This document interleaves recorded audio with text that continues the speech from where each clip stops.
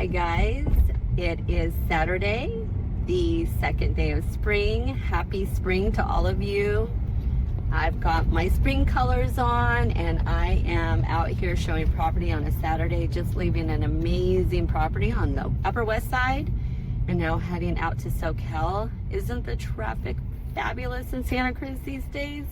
Everywhere I go, I feel like I'm sitting in traffic, so I need to book my appointments a little bit further apart. But I wanted to talk to you because I was thinking about something today about our affordability programs for our entry-level buyers, our first-time buyers, income restricted properties, and how we're handling that in Santa Cruz County. And I'm just wondering, is this helping many or is it just helping one?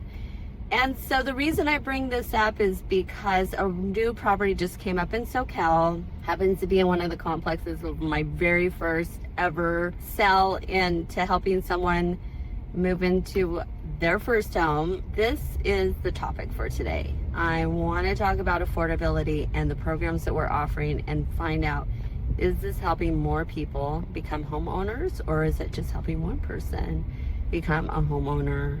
These properties come up. California does an analysis of incomes and they make these income brackets. They're in moderate income levels, low income, very low. And then I believe the county takes that formula, factors in interest rates, the cost of living, and dwindles down the price to find a payment that would work for that income level that the state has determined.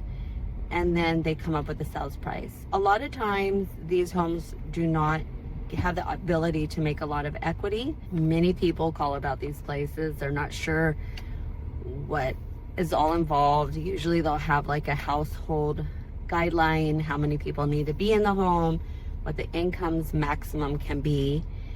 And so they draw a lot of attention for the listing agents, a lot of work to decipher whether or not someone would actually be able to meet those parameters. And then you need a really good loan officer to know if they would meet the housing authorities guidelines as well as meet the lender's guidelines. And what we find is that usually we can get someone into the home, okay, as far as the county's guidelines or the city or whatever jurisdiction it is.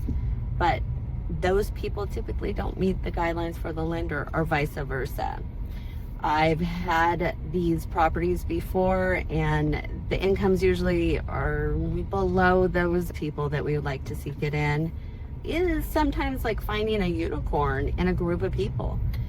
The county restricts how much someone is allowed to get help on their down payment, which most first-time buyers do need a little family help or a little bit of assistance. My thought about this, when someone's buying their first home, if this place does not graduate out of the program, and some do after so much time of being in it, the equity is really hard to build up over time and doesn't allow you enough to move on to another property or a new down payment.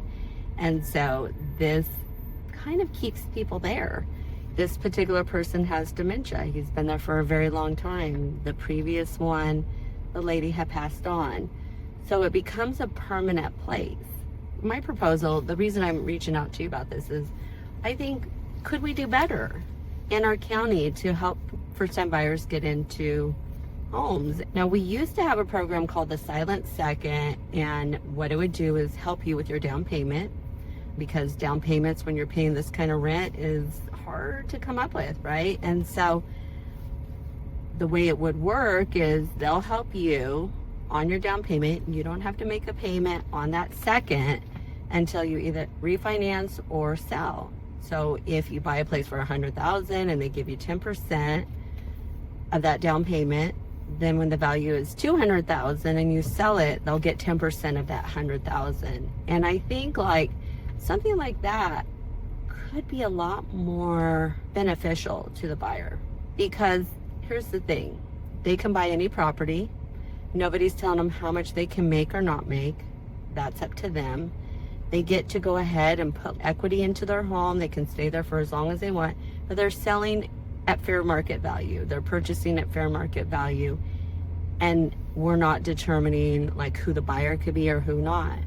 This is just what I'm seeing out there, is that these homes a lot of times will go to one person and just stay there until they're done. So I don't know if we're swapping out rent for a low mortgage and just helping one person, or if we should be looking at other alternatives that can help many.